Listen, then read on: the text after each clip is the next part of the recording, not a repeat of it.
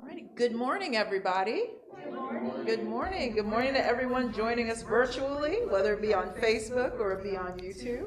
My name is Nicole Cyprian. I'm the director of the Roy Howard Community Journalism Center, and it's an honor to be here today in front of you for our last summer session of Media Mentors. Wow, right? It's been a great summer so far. So without further ado, I'd like to introduce our next Media Mentor. Whether you're pursuing journalism, business, education, or any career at all, here's one thing that you can count on. Sooner or later, someone is going to disagree with you, criticize your work, or put you under pressure. The question isn't if it happens, it's how you'll respond. Today's media mentor has spent more than 40 years helping people answer that question. Please welcome Dr. Beverly Smallwood, a licensed psychologist and founder of the Hope Center, which she established right here in Hattiesburg in 1984. Dr. Smallwood earned her PhD from Southern Miss to the top and has become nationally recognized for her work in resilience, emotional wellness, leadership, and trauma recovery. Her expertise has been featured by CNN, the New York Times, Fox News, and Women's Health, and she is the author of This Wasn't Supposed to Happen to Me. Today, Dr. Smallwood will share practical strategies for handling conflict, navigating criticism, and managing the internal and external pressures that come with school, work, and life. She'll talk about finding peace when situations become difficult, staying grounded in your purpose, and responding with confidence instead of simply reacting in the moment.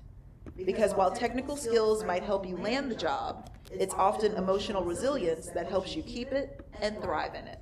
So ladies and gentlemen, please join me in welcoming Dr. Beverly Smallwood. Thank you, thank you. It's a pleasure to be here with you. And some of you may be going, okay, well, that's an interesting outfit you wore today. There's a reason for it. I usually don't come dressed this way, but about 3 weeks ago, it was 4:30 in the morning, and I'm sleeping away, just having a nice night's sleep, and I got cramps in my leg. Has anybody ever gotten cramps in your legs? And you know, when you get those, if you can just get up and stretch them out a little bit, then it helps them to release. So I got out of my bed, and there's a stool beside the bed, and somehow, I don't really know how it happened, but somehow in the stretch, I got tangled up, and I fell backward and broke my shoulder and dislocated my shoulder. So, and then it was one of those things, you may be too young to remember, but there used to be an old commercial like, help, I've fallen and I can't get up. Y'all ever seen that thing? And that was me. I was actually that old lady, help, I've fallen and I can't get up. So I managed to get 911 and here we go. So I'm a right-handed person, but not now. So here I am, but we're gonna dive into this together. So what I'm going to talk with you about, and the title is actually the title of my new book, which will be out in October, and it's called All the Rage: How to Deal with Angry People Without Becoming One Yourself. Does anybody relate to that subtitle at least? Okay, so it's very hard not to get caught up in somebody else's rage when they are being inappropriate, when you go with the best of intentions to be professional and do your job, and then other people don't. And so we're going to, hopefully you'll get some tools, not just to manage yourself and your own emotions and your own frustrations, but then what to do when somebody else doesn't do it right.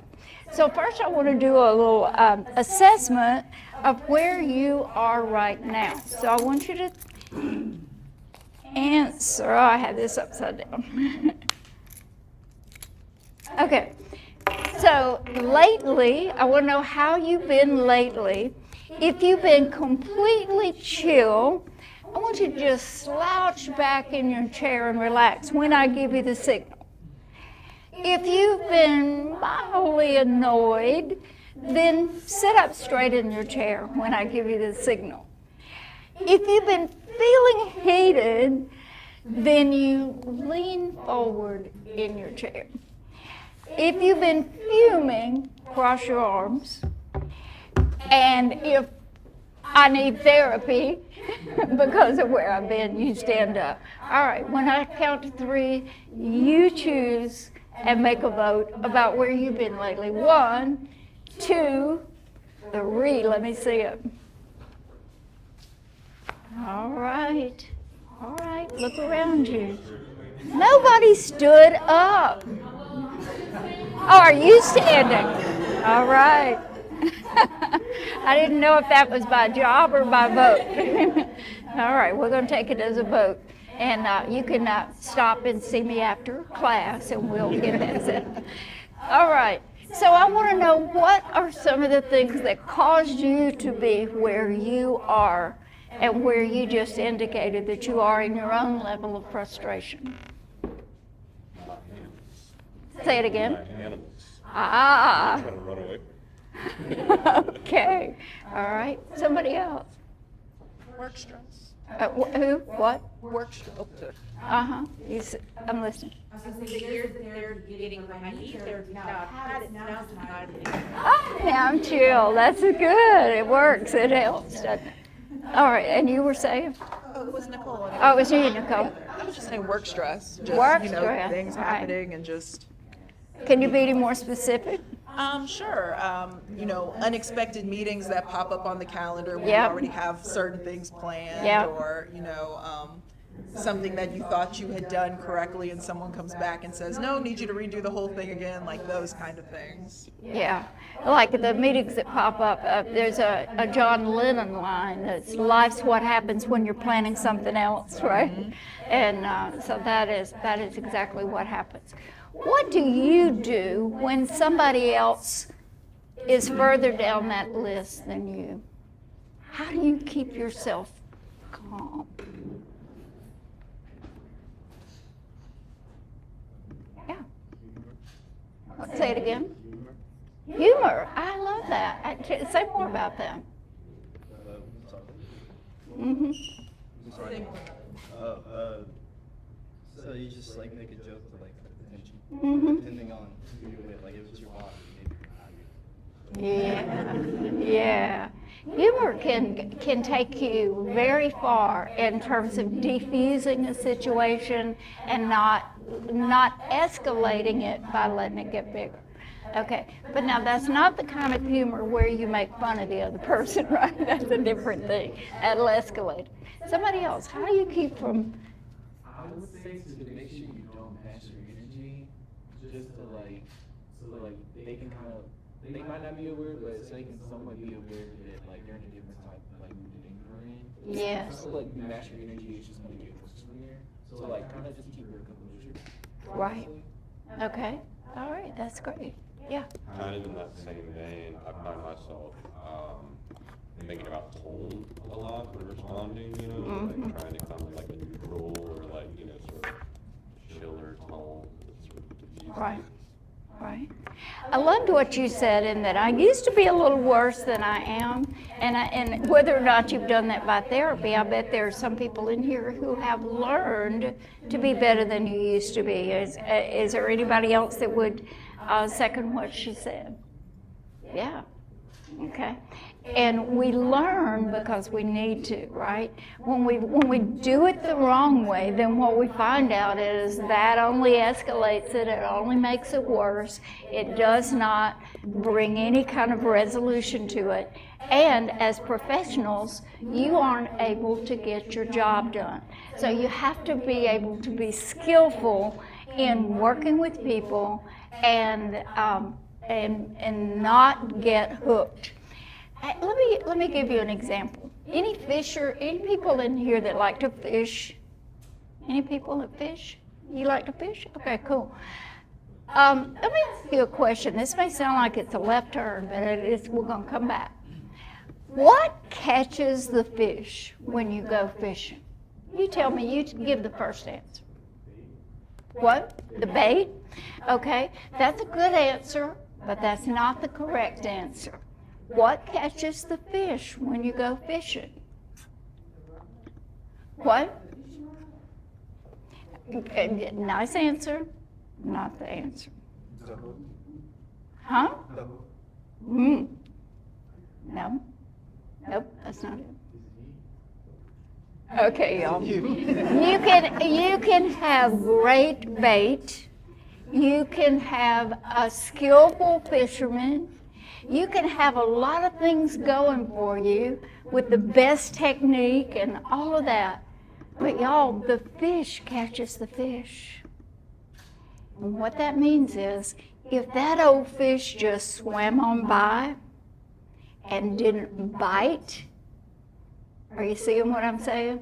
They never would get caught. And part of your job is to learn not to bite the bait that a lot of people are going to send your way. You got to have the control to just swim on by, not personalize it, and realize this is about that person, that's not about me. Okay? So we'll do a little practice with some of those in a minute. Question, is anger harmful? Okay, what makes it harmful, Nicole? A host of things. It can be harmful to yourself and your mental health. It can be harmful to others because you don't know maybe what they're going through that might trigger them. It can be harmful just career-wise or just in your personal life because people aren't going to want to be around you or aren't going to want to interact with you if you constantly have anger issues. Yeah. So anger issues, meaning anger habits that you've allowed that to build up and kind of be the way you do things. And you mentioned about mental health, and when I was writing this book, I did a lot of research about physical health and what anger does to your physical health. Very, very tied to cardiac issues, blood pressure, all of those things related to your heart. A lot of cardiac events are happening with bitter, angry people. But here's something you may not have thought about. Some of you, and we're going to talk about this in a minute, don't blow up. You're not one of those that people would look at and go, that's an angry person. But instead, you tend to bottle it up and you hold it in. And what the research shows about your health is that bottle up people also have the very same risk of cardiac events and a higher risk of cancer. So it is to your benefit to not carry a lot of anger. But I want to challenge that just a minute to some of the rest of you. Is anger always harmful? When can it be helpful?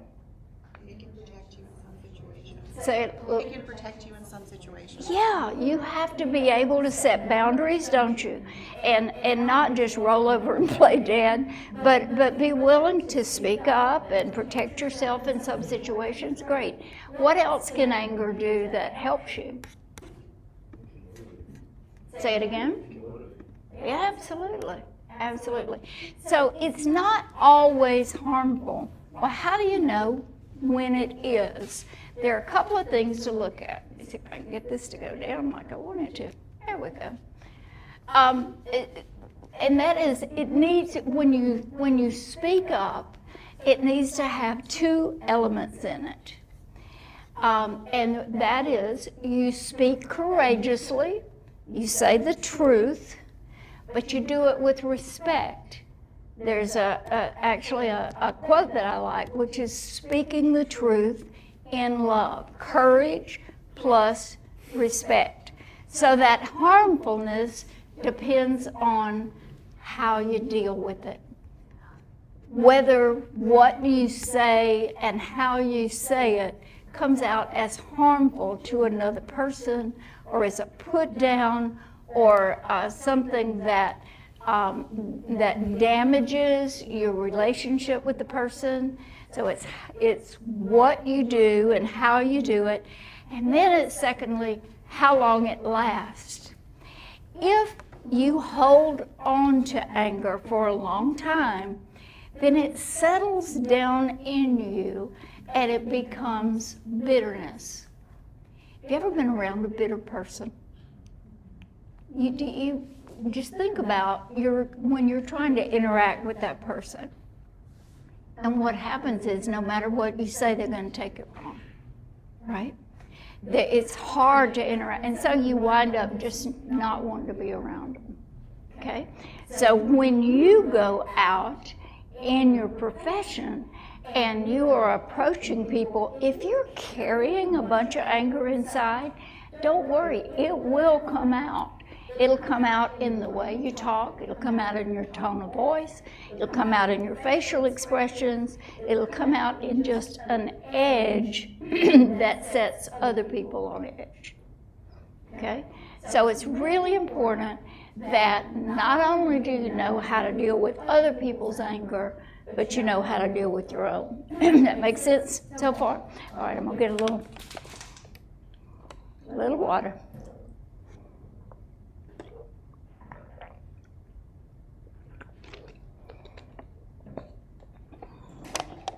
All right, so what I want to do now is to talk about some ramifications of not dealing with it. We just talked about one of them in terms of bitterness.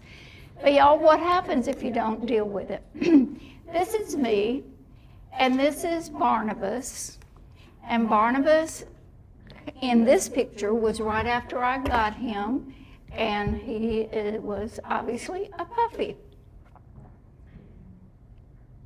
This is me, and this is Barnabas.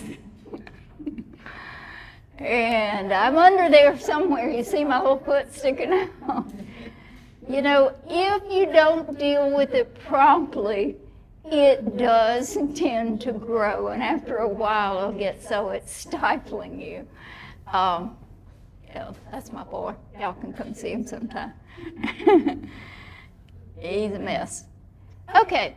I was just asking Nicole if she knows Marshall Ramsey. Are any of you familiar with Marshall Ramsey? He's a pretty well-known journalist in this state and an editorial cartoonist. And I commissioned Marshall to do the illustrations for my latest book. So I've included some of them in the. So we think sometimes that this person made me angry. He made me angry, okay? Well, is that accurate? You don't have to answer it, I just want you to start thinking about it. Is that accurate? So I want to show you some stages that you go through after somebody says something or does something, after which you decide what you're going to do with it. And there's several steps in that process that actually happen inside you. So let's talk about them. First of all, antecedents. Okay, so y'all, we walk around in a mood, don't we? There are things that have just happened in our lives. There are things that we're carrying that either put us on edge or make it more likely we're going to be able to be positive and respond in a rational way. And so even before somebody says something, there are choices that we have about how we're going to stay healthy in our walking around state. Not too long ago, I do not like tornadoes. I've been in 2 tornadoes, and I don't want to be in any more. So I get real nervous when they start talking about tornadoes on the TV. And I was watching the meteorologist one night, and he was talking about how the atmosphere, it was kind of foreboding. He said, this atmosphere is primed for circular action. And it was actually while I was writing about this in the book, I went, okay, that's it. We walk around either primed for a solution, or some of us walk around primed for a tornado. Because we have these experiences that we've had in life, some of them recent, and some of them that we brought with us out of our childhood and out of our family life. And so we come with assumptions and with beliefs about how people are, and we come with, even though you're journalists, with stereotypes and biases. We all have them. We've all learned them. And so we're walking around with that, which are filters for what's about to happen. Okay? Now, do you have any choice about that? Yes. Your choice is about staying healthy. It's about taking care of your mental health, as you just mentioned. It's about having good connections with people. It's about practicing courageous communications when you need to, so you don't have buildups inside. And so you can have something to do with how you are when it happens, which will give you more control over how you respond. So you have some choice at the first level. 6 A's, antecedents is the first. The second is adversity. So that's the thing that somebody says or does, or the event that happens in your life that creates the turmoil within you. Okay? So most of the time, you don't have choice about that part. Although you can some, because you have some choices about the people you're going to hang with, right? And there's some people that it's going to be drama. And so if you choose to put yourself in that atmosphere all the time, then you are more likely to get adversities. But most of these we can't control. So we're going to focus on those things that we can. The third A is arousal. Is it arousal? Oh, arousal's next. I'm sorry, I got out of. It's appraisal, and that is when something happens, you talk to yourself about it. How many of you talk to yourself? Well, okay. Sometimes when people are around me, they go, "Oh, I was talking to myself. I don't need to do that in front of a psychologist." And I'm going like, "No, the healthiest people talk to themselves, so that's a good thing." So you got to not just talk to yourself, but talk back to yourself, because some of the things we say are habits that we're in the process of saying to ourselves. So there's an appraisal. You look at what happened, and then you try to make sense of it. And you have choices about how you're going to pay attention and appraise something. So let's say, for example, that I've been here with you today, and tomorrow you have to run out to the mall to pick up something, and I'm at the mall, and I pass you in the hallway after we've had some good conversation in here. I pass you in the hallway of the mall, and I look at you, but I don't speak to you. So how would you feel about that?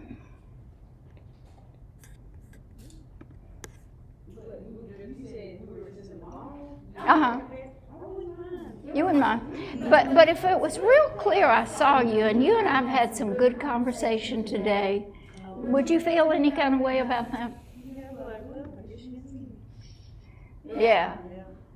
Okay.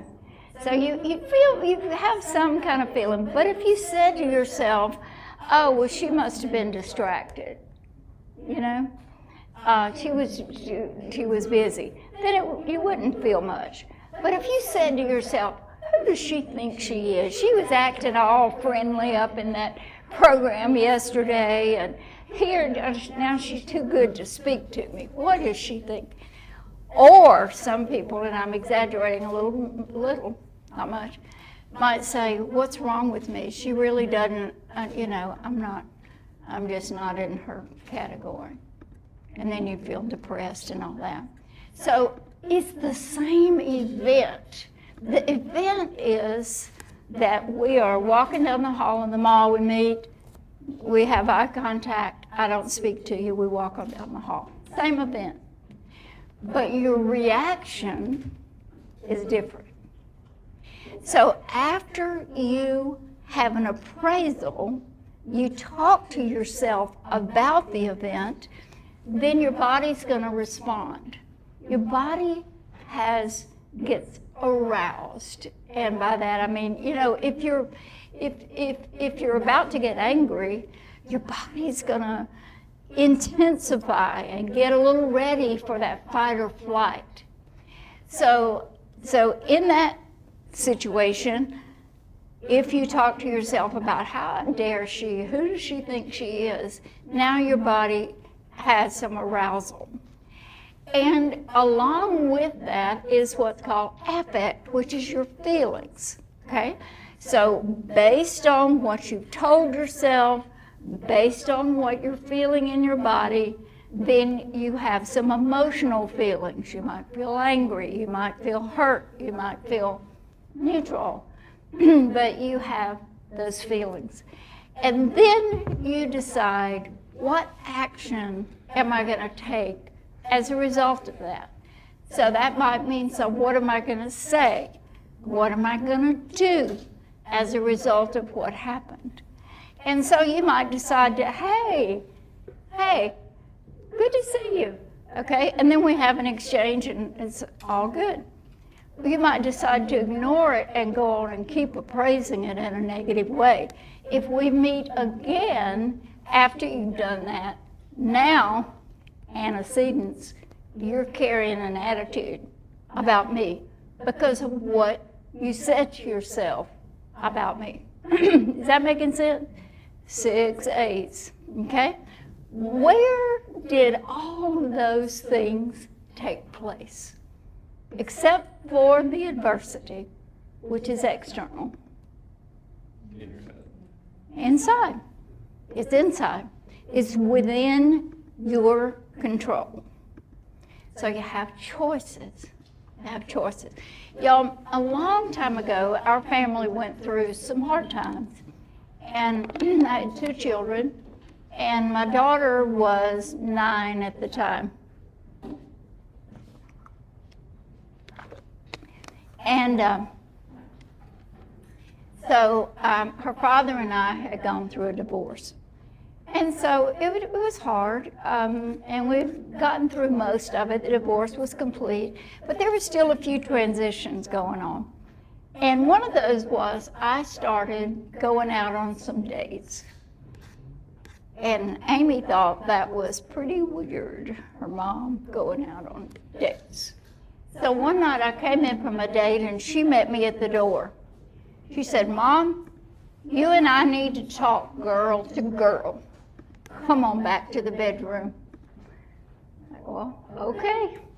So I followed her back to the bedroom and we sat down on the bed and she says, "So tell me about it. How was it tonight? How was that guy named Scott that you went out with?" And I said, "I don't know, Amy, it was okay, but honestly, he was kind of a nerd." She's like, "A nerd? Mom, what are you doing going out with nerds?" And I said, "Well, I don't know. It was somebody to go out with, somebody to talk to." She said, "Mom, it's just like the coach told us in baseball. You don't have to swing at everyone they throw you."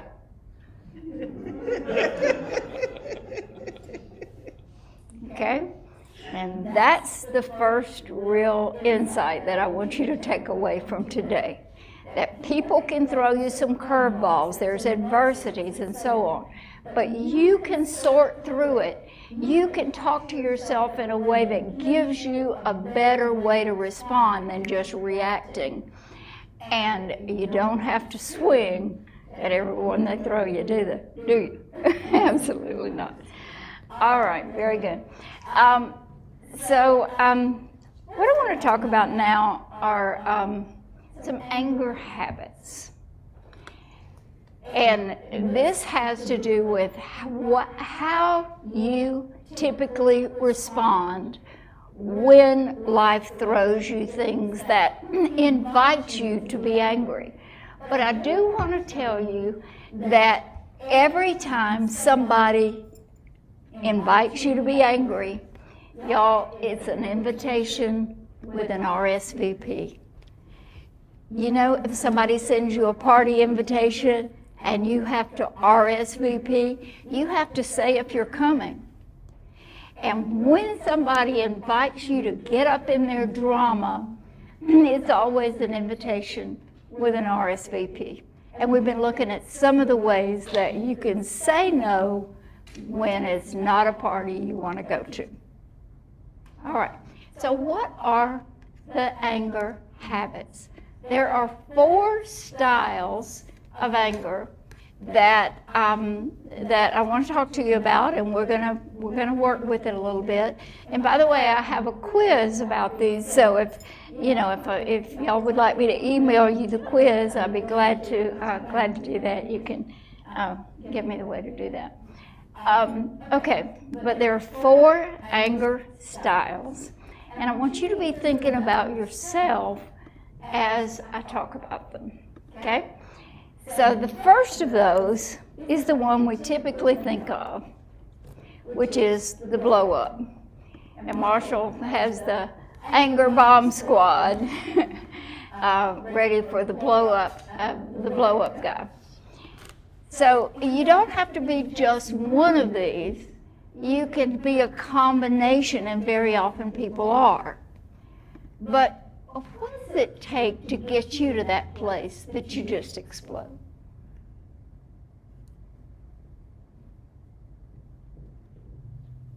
Okay, anybody in here actually does explode from time to time? Let me see your hand. Thank you. All right.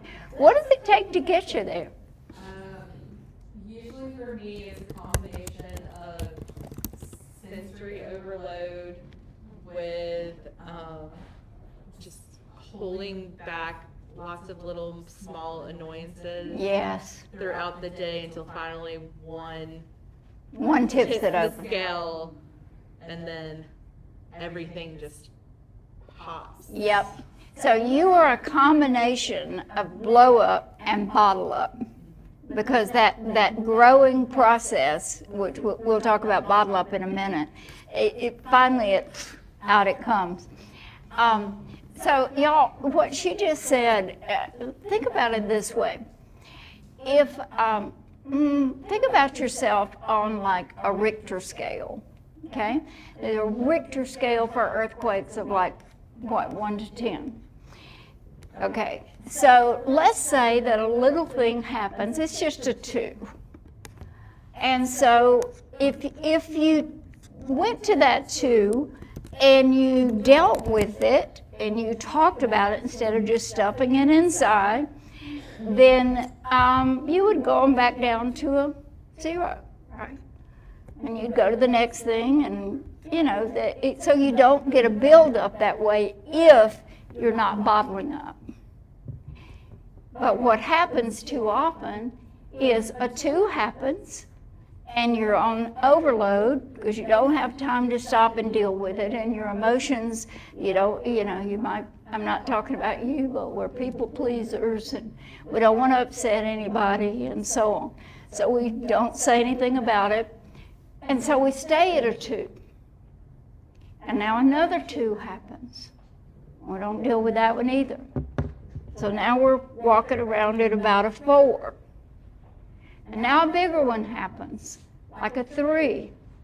And now we're walking around at about a 7.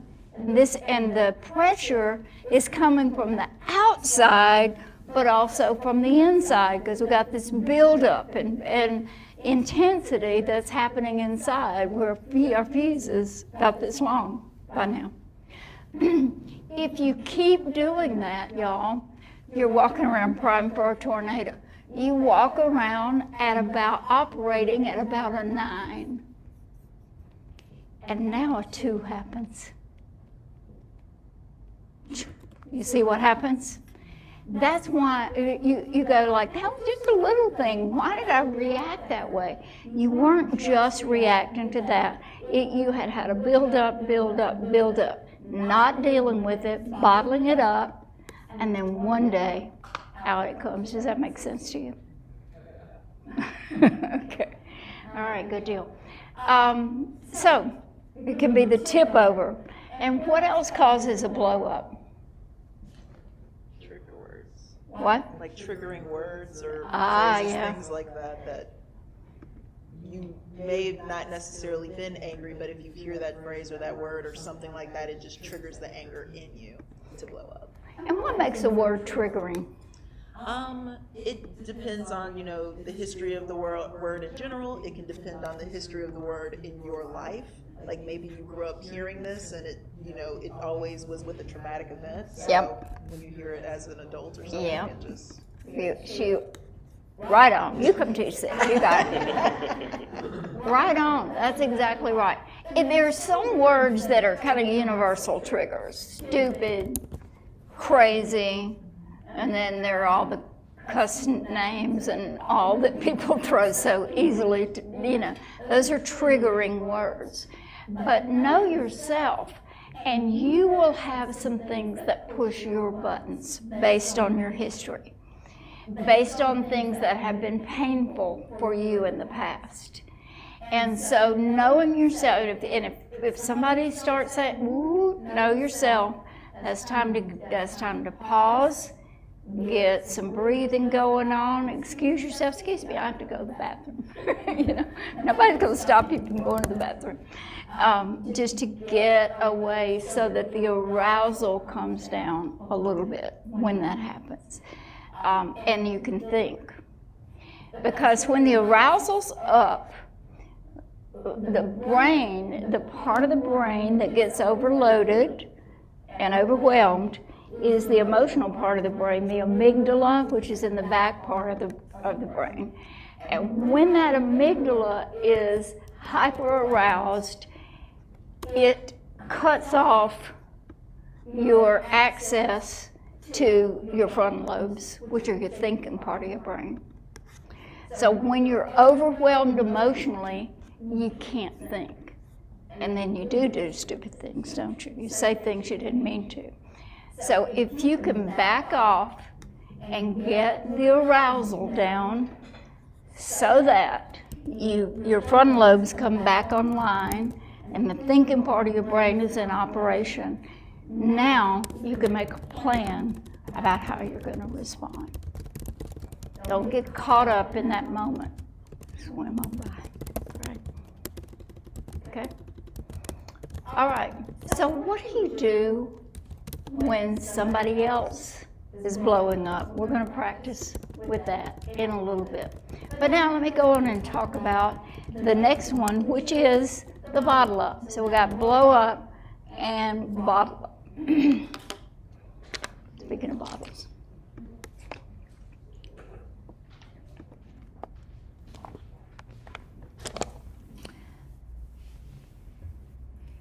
So some of us, some bottling up is by just long history.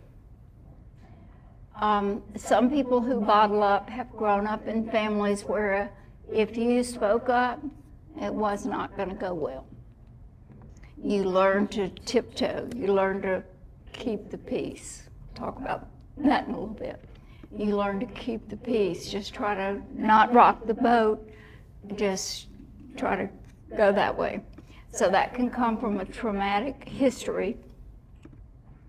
It can also just come from the personality style that likes things calm, doesn't like to have any kind of confrontation, does not like conflict. How many people in here are people who just don't like conflict, try to avoid it? A lot of people. I can be that way too. I've had to learn to do it, but it doesn't come naturally. So personality, and then sometimes it's circumstance. You're in a situation where it's not appropriate for you to speak up. It could be a work situation and so on.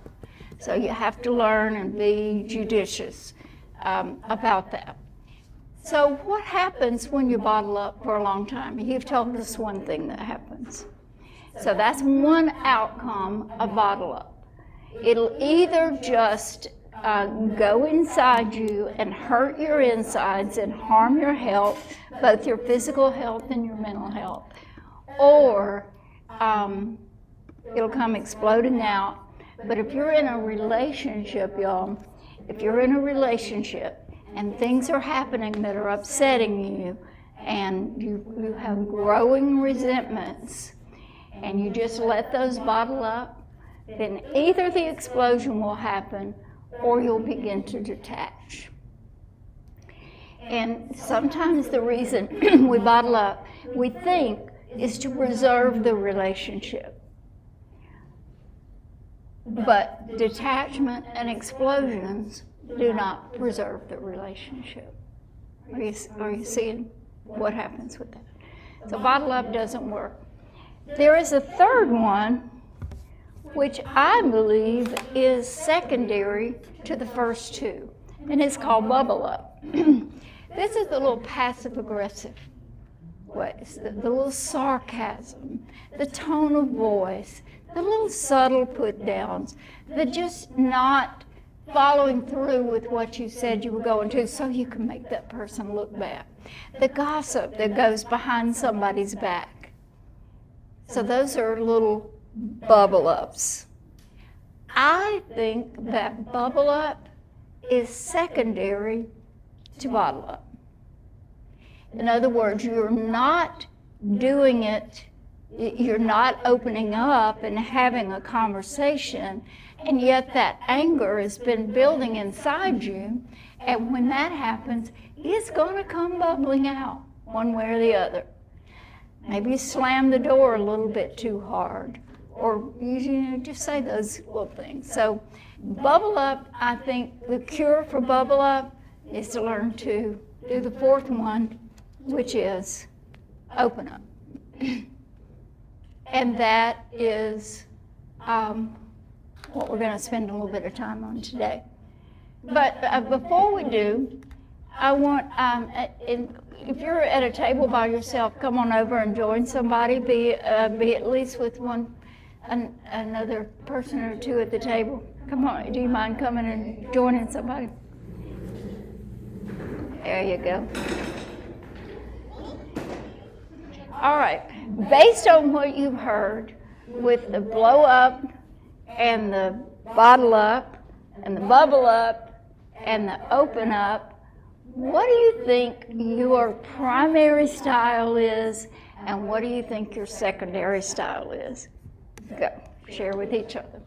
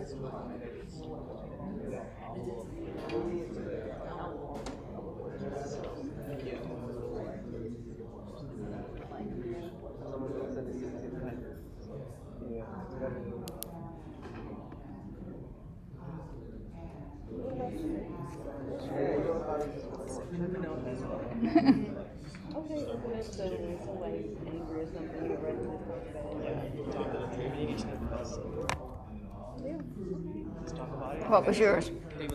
Mine was bottled. Bottle. Yeah. A lot of women have bottle. I think so. Especially people in relationships. Yeah. I'm not in a relationship right now, but Yeah. And it can harm, you can sabotage your relationship if you don't speak. Right.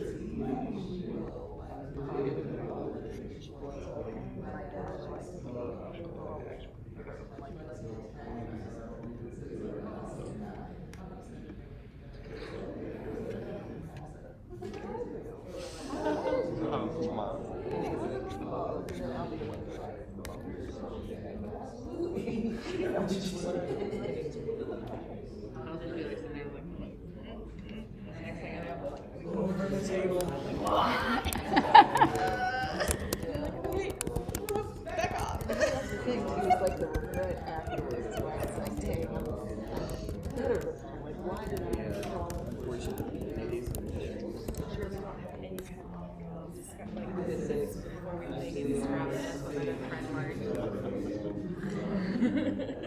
Who knows the better thing? Oh,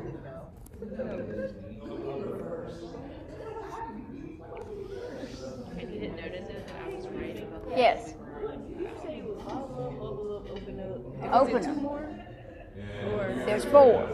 There's flow up, bubble up. That's the passive aggressive. Okay. And then open up.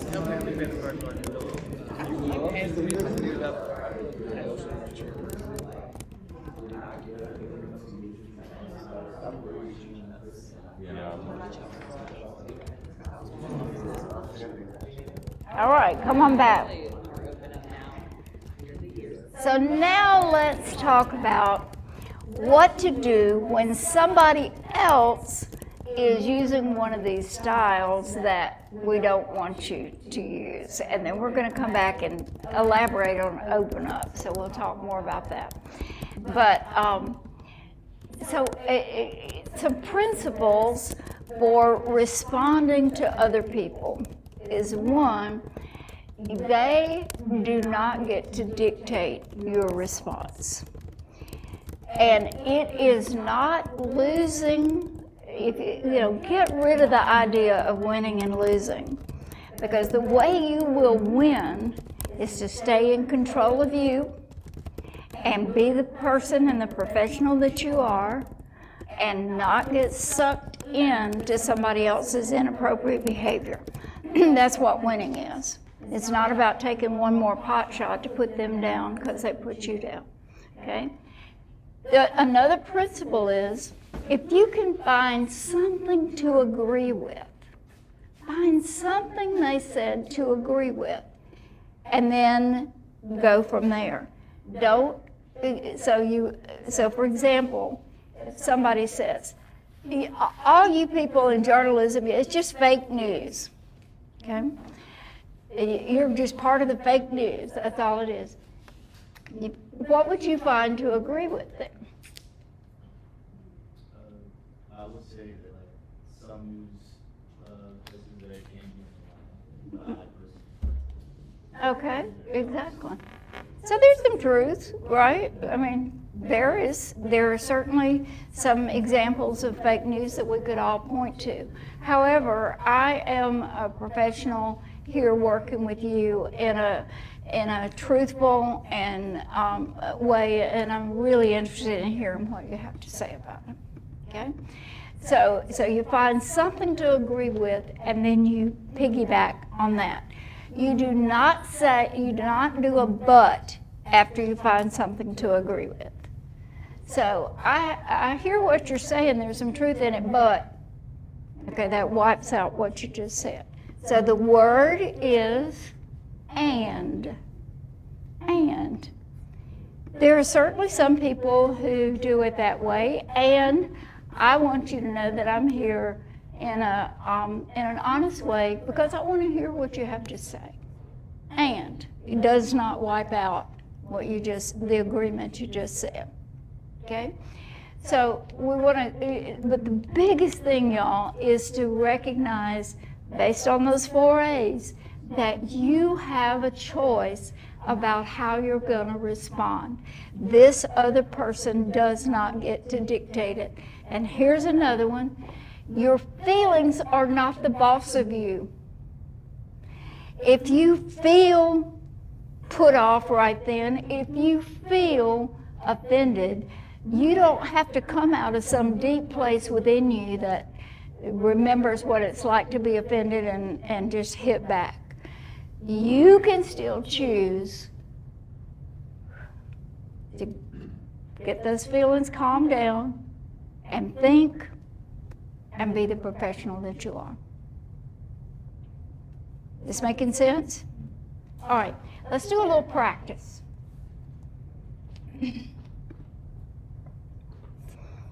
All right, you have two situations, and I want you to talk at your table about what you might do. So you politely ask for an interview, and the person begins to curse and rage about the fake media. What do you do? What do you say? Number two, you ask a professor for clarification on a project assignment. After rolling his eyes, he sarcastically asks you if you graduated from the 6th grade. What would you say? What would you do? Talk about it. The first one happens to me.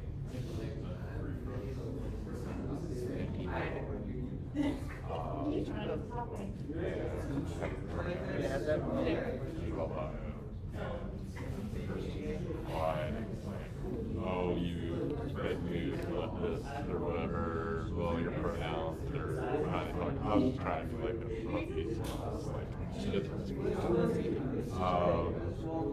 and maybe it wasn't the right response. I didn't really do anything. I didn't reply, which is because I was cut off. Not really productive for me to go forward with it. Should have done it. Yeah. Again, it was the email. I don't know what I said. It was like The normally walk away. The normally walk away from the sex. What would y'all do? Even if it was like mean spirited, that's crazy. I would never do that to my Yeah, the professor. Yeah, that's what Ray likes to Just put that on there, he's never gonna have a fun. He's a grown man insulting a college student. I mean, how immature is that, really? And I like what you're saying, and it just got, you recognize that is not about me, that's about him. That's ridiculous, And you don't have to try to put him in his place. It's just, okay. Don't let him hook you. Also, if I get you insulting intelligence of someone you're supposed to be teaching. Okay, so let's talk about what you would actually say after you get control of what's inside you.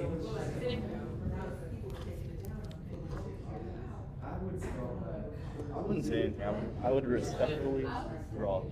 Yeah, I was thinking the same thing. Because that's like.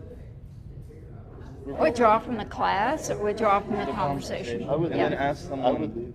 I'll ask someone else, like, I can get some help. Because obviously, Yeah, like tell my classmates, tell people, and then if they were like, yeah, that's me, like they agree with me, I would like, probably hire them up. I would.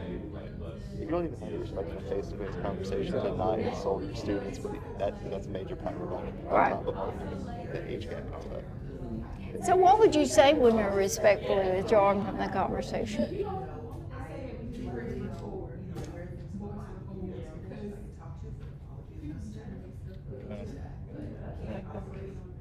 like, because I feel like this is something I'd have to over email. But like, I completely understand. I'll just reread it, and then I'll just go from there. I would just be like, okay. What would you do? I would be like, okay, that's fine. I don't know.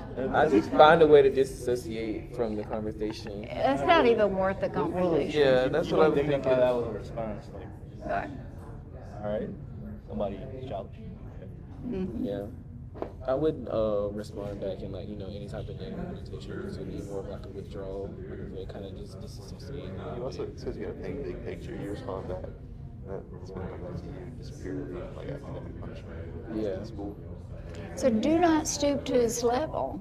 If you can say, thank you for your time. And leave. Yeah. And leave. You're not thanking him for his response, for sure. But you don't let him hook you. I mean, it's obvious you didn't. I think I'll just shrug my shoulders. Right. I flipped the second. Sorry, it might have been 6th grade. I swear we were on the state test in math class, and my teacher told me, she's like, I made you dumber. Yeah. I don't remember how I responded. I personally I would try not to take either one of them personally, but I would take the second one more personally than I would the first one, because the first one I feel like it's a little more understandable. What, normal people, they're always scared of like the media and things like that, and it's more easy to like, kind of like you said, it'd be easy to just laugh and be like, well, I probably would ask them why do they feel that way about the media specifically. Help me understand your feelings about them. I would definitely try to like empathize with them and see where they're coming from.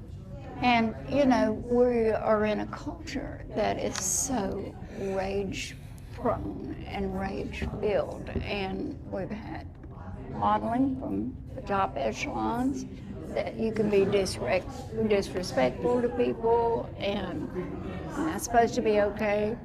You just don't get hooked on it. So you do tend to expect that a little more when you go out, because it's so common in the culture. But you have a different expectation of a professor. For sure, I have an expectation from you. I'm learning from you. I'm here to use my time to learn from you, just for you, kind of stay there. So. All right, I want a representative from each table, and here's how you're going to get your representative. It's gonna be the point plus method. And so what I want you to do is raise one finger into the air. And on the count of 3, I want you to point to the person at your table that you'd like to be your spokesperson. What? 1, 2, 3. It was always good.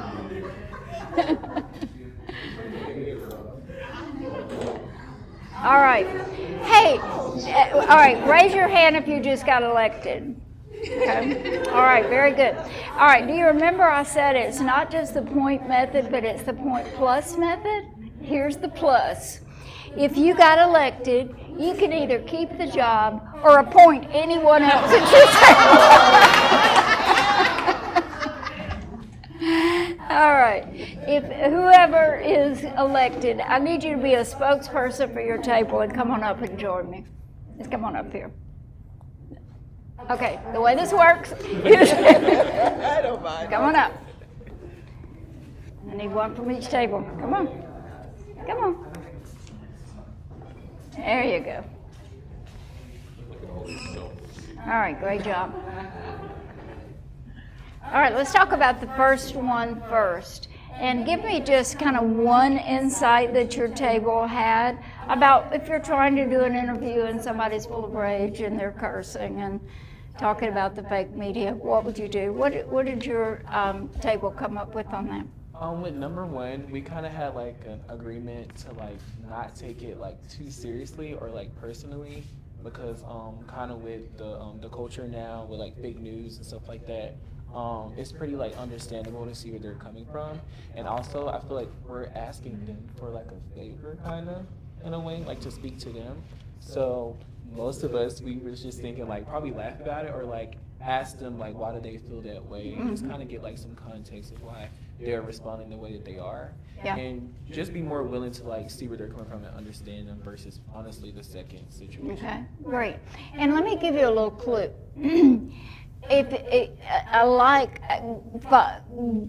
turning it to them and saying, about understanding why they feel that way. A better way to ask it, especially if somebody is being defensive, is not to use the word why. People get more defensive when you ask why. So another way to say it is very soft, help me understand. It's the same thing, it's a why question, but help me understand how you came to feel that way. Okay? Now you still got the conversation going, and you're still in control of you. Great. All right, what did your table talk about? So we talked about like using like a particular phrase, because all of us have experienced in some way, shape, or form this exact scenario like this. And we talked about, if somebody is going to be that upset on the phone, just letting them know like, hey, I don't mind talking to you, like we can have this conversation, but we need to take the temperature down a little bit so that we're able to have the conversation. Yeah. And then if there's still, a lot of times people will say, you're right, I was just really, really upset. and you can go on and hear them out for what they're talking about. But if they're not able to do so, then you might just have to choose to disengage. And That's whether right. that's just telling them like, hey, we cannot have a conversation like this, so I'm choosing to end the conversation and moving on, or whatever that looks like, but just disengaging from it entirely. Okay, great. Would you like to hear the 2 words that are guaranteed to escalate it?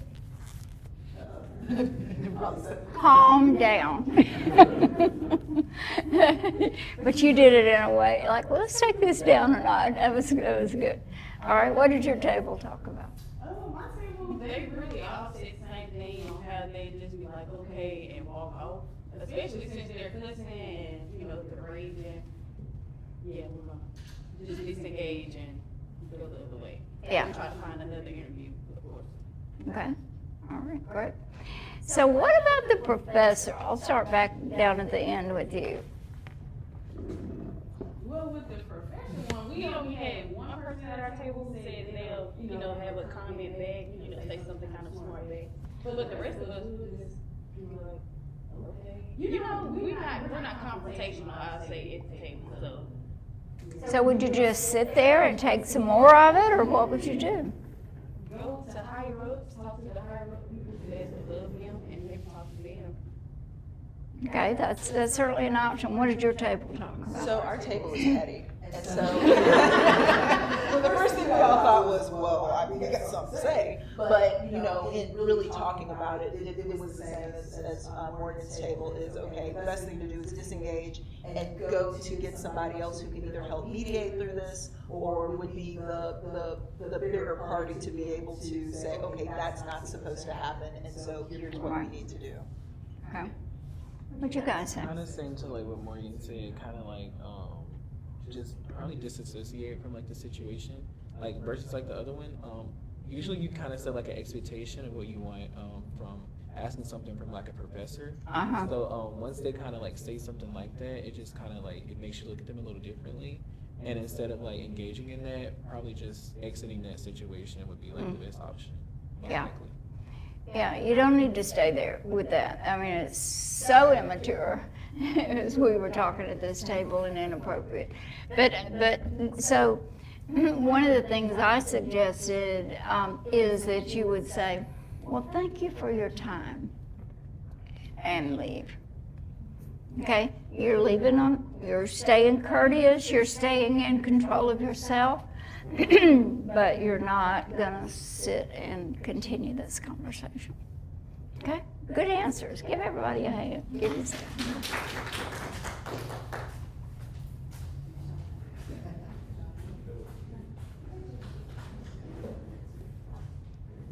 All right. I want to take just it's about 5 minutes now to I'm going to come on out of this to talk about open up. So open up, y'all, is the balance between your needs and my needs. It's giving respect, but also asking for respect back in return. It's not demanding, it is asking, and as you work toward a solution, it needs to be something that can work for everyone. And so in that process, y'all, there is a difference between peacekeeping and peacemaking. Because we were talking about peacekeeping, that's the bottle up, right? Where you just kind of go along to get along. What do you think the difference in peacekeeping and peacemaking is? Peacemaking requires like confrontation and dialogue. Yeah, it requires dialogue. And a better word than confrontation might be just conversation, constructive conversation. And sometimes we avoid it because it feels like confrontation, but it doesn't have to be confrontational, right? Does that make sense? So having the courage to have that discussion and work through some steps so that you are peacemaking and not just peacekeeping.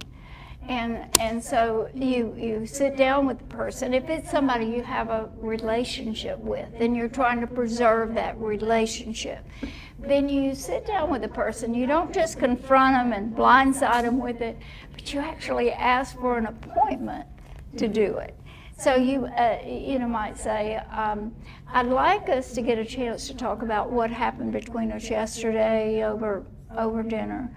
And I'd like us to be able to get our heads together and figure this out together so that it can work. We can get it worked out. When might be a good time for you? Okay? So what you're doing is you are naming the topic and you're giving them some choice. That de-escalates it. If they feel blindsided, because you've already thought about it. Well, if you go confront them, confrontational, if you go just blindside them and confront them, then if you feel backed into a corner, you're gonna get defensive. That's just the way that's gonna go. So you make an appointment, and then you sit down, and the process is that each of you will say what happened, what the impact of what happened was, and then you begin to go into, so what are we going to do about it? Sometimes we talk about something with somebody and we go, glad we talked about it. And then you go away and the same thing happens again. Now you're more ticked off than ever because we just talked about this. Well, part of what happens is people don't get an action plan. They talk about it, but they don't say, so now what are we going to do? What are each of us going to do differently? And you have an action plan. Both of you restate what the action plan is. And now you have accountability. I know that what I'm supposed to do differently is this, and what you're supposed to do differently is that. Okay? Let's open up. All right, I'm gonna before we close it out, I want to just open up for any kind of questions that you have, and then I got a final thing I want to share with you. What questions do you have about anything we've talked about? So first off, I felt personally called out several times in the presentation, so thank you. One of the times in particular was when we were talking about but versus and. Yeah. This is something I've noticed in myself. My wife would always get mad at me. We were arguing or something. I'd say like, I'm sorry, but you know. But. And that would get her going like nothing. Exactly. So my question is, what is, I understand like how they shift the situation and how that kind of erases what you said. But what is the actual difference, like conversationally, with like but versus and? Does that make sense? The direction the conversation will take depends on how the person perceives it. So what the but does is wipe out the positive you just said. So I love you, but okay, what are you about to tell me? Because that's where we're going to focus. So it actually benefits you that when you're having that conversation, you can anchor it in a positive part, and then this doesn't wipe it out. It's just in addition to. And one of the things that we may consider here is, what you just suggested, I think has some merit because it could do this and this. And another thing is we may do this and this. Now we're still in conversation. She hadn't been discounted. So it just keeps the conversation open and flowing. Great question. I don't really have a question, but just to follow behind what he was saying, I've noticed that when I'm talking, I like to continue my sentences, and it's just run-on sentences. So I've noticed sometimes I may find it hard to stop with the but and so, because I'm just continuing my thoughts without really thinking about, how to actually approach the conversation, how to start the next sentence. Because all of those sentences you said actually were sentences. They had periods. They started with a different, being in communication, you notice these things when other people are talking. So I'm noticing that when you're talking, right. But I know myself when I'm talking to people and I may say like, I'm sorry, or I say something positive, and I'm just gonna keep going. And so there's no opportunity to just pause, to actually think about what to say next, to actually reflect on what that person just said and how I should properly respond. That's right. So I just wanted to put that out there as a note, like if anyone else is kind of like me and just keep talking instead of pausing and thinking. That's right. And I guess being slow to speak. So is it a conversation or is it a dialogue?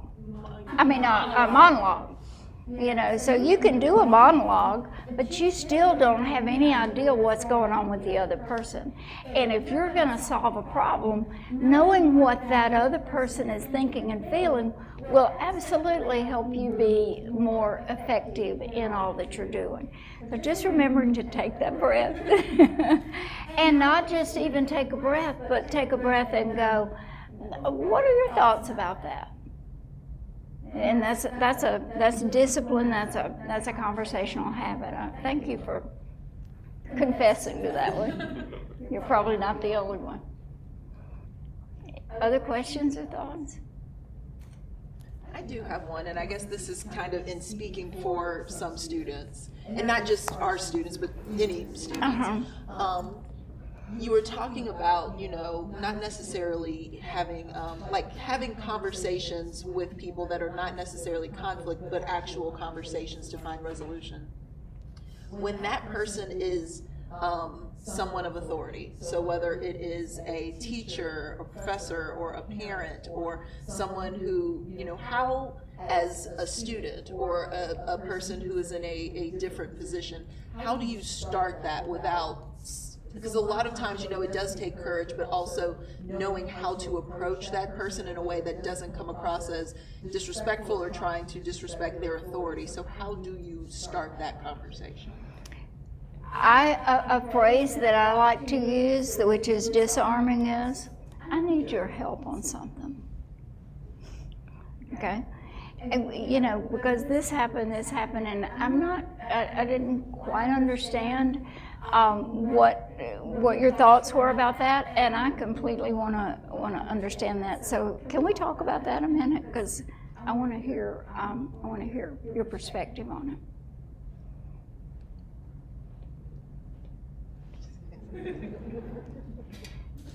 Any other questions? Going once? Going twice? Going twice. All right. The last thing I want to talk about today is in the book I talk about 5 emotional immunity boosters. And this is part of what you can have in terms of having good antecedents, right? So that you're walking around and you're not as prone to toxic anger yourself or to inappropriate reactions to toxic anger. So I'm going to have change my mind about what I was going to do, so I have to click on through to get there. There we go. And the 5 immunity boosters, and this is the 5th one. The first one is practical optimism, which is how do you look at things habitually. The second one is self-worth, because a lot of anger comes from self-worth issues.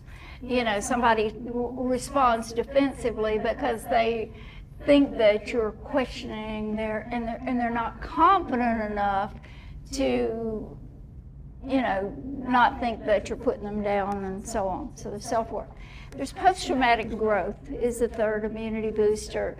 And that is, you know, you go through traumatic events, and just law of averages, there are people in this room who have been through trauma in their life. And it's one thing to get through that trauma. It's another thing to actually come out stronger on the other side of it. So there's post-traumatic growth, and there's strategies for doing that. The 4th is forgiveness. And if you're walking around with grudges and with pain that you have held for a long time within you, you will bleed on people that didn't cut you. It will absolutely go and spread out to the other people that you want to have positive relationships with. And I go into all of this in the book, which I hope you will all buy when it comes out.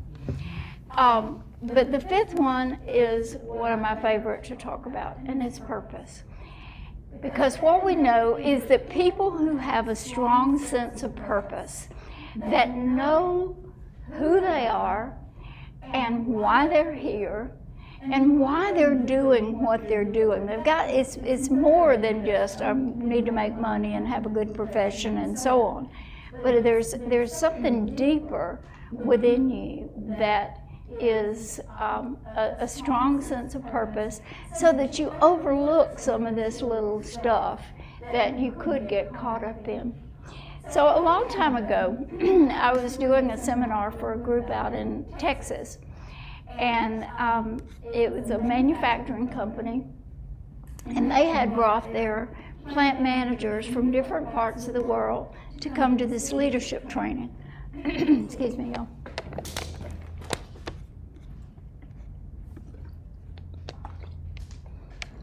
So it was the night before. I was going to be doing the seminar the next day.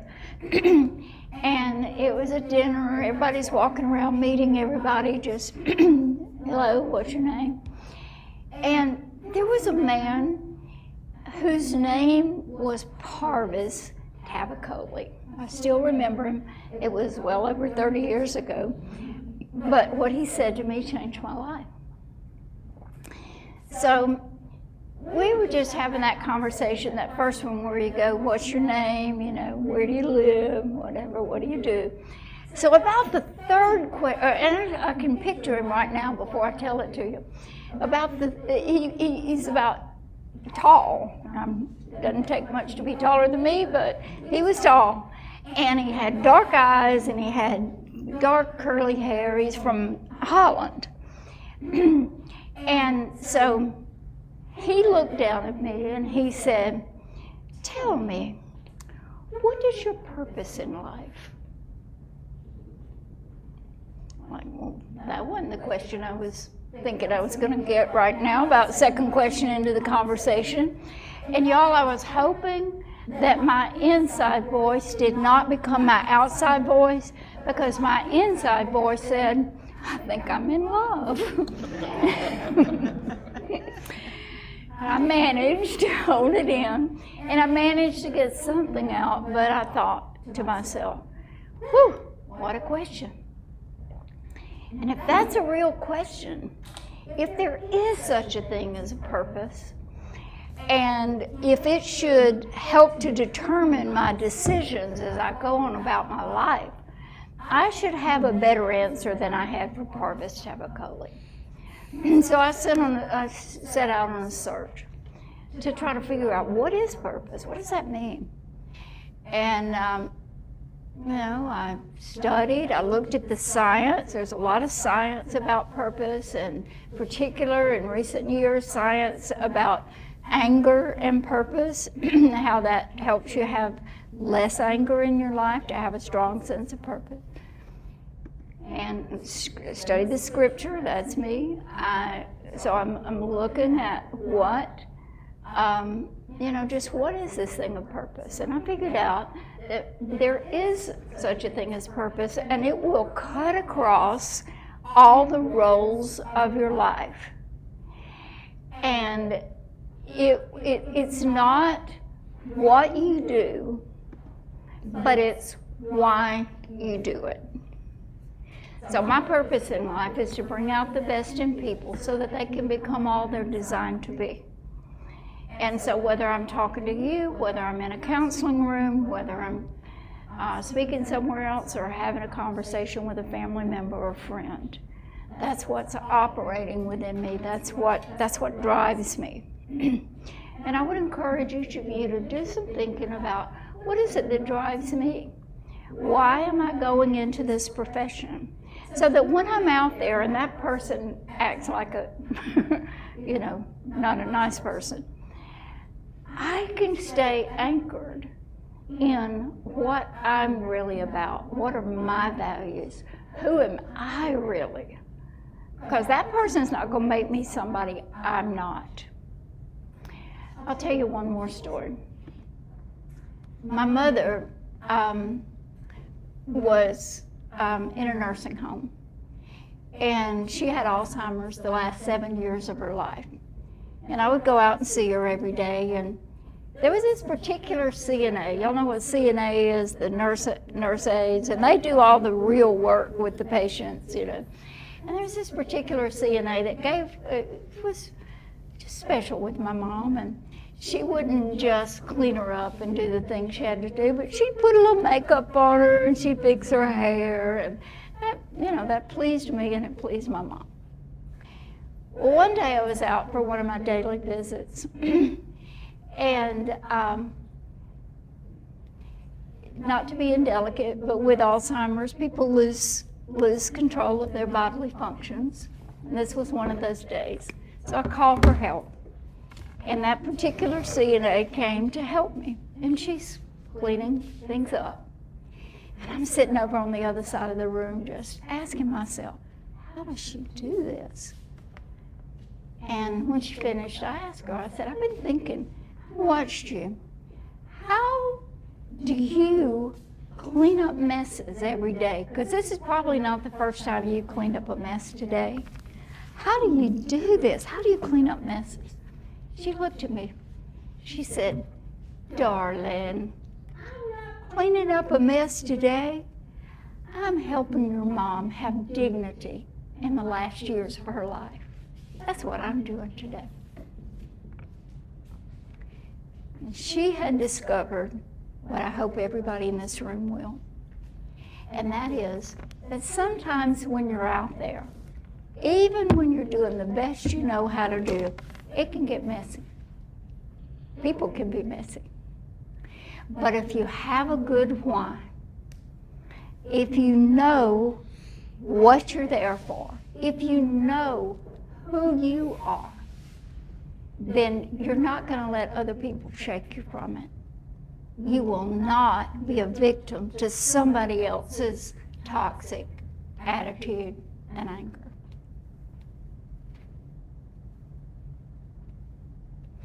One last thing and I'm done.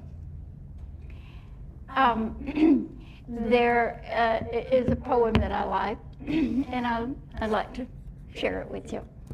It's called The Builder. I watched them tearing a building down, a gang of men in a busy town. With a heave-ho-ho and a lusty yell, they swung a beam and the sidewall fell. I asked the foreman, are these men skilled and the kind you'd hire if you had to build? Oh, no, he said. No, indeed. Why, common labor is all I need. 'Cause we can wreck in a day or two what it takes a builder a year to do. I asked myself as I went my way, which of these roles have I tried to play? Am I a builder who builds with care, measuring life by the rule and the square? Or am I a wrecker who walks the town, content with the labor of tearing down? Be a builder, always. Thank you for letting me be with you.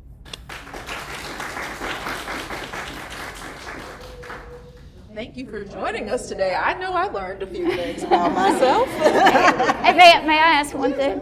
I asked her about being able to send the inventory out to you guys, and is it okay with you if she gives me your email? I'm not going to abuse it. Okay. All right. Good deal. So, thank you all again. Thank you again to Dr. Smallwood. Thank you so much for coming again. Dr. Smallwood will stay around for a little bit, so if you do have any questions or would like to talk with her, she'll be around for a bit before she's doing all social media and things with us. Thank you again. This was our last Media Mentors for the summer, but we'll be back in the fall. No, nobody's worried. We'll be back in the fall. Our next Media Mentor will be on Friday, September 11th. We'll have Rita Brent with us, who is a comedian and who is an entertainer and has a talk show, so she will be able to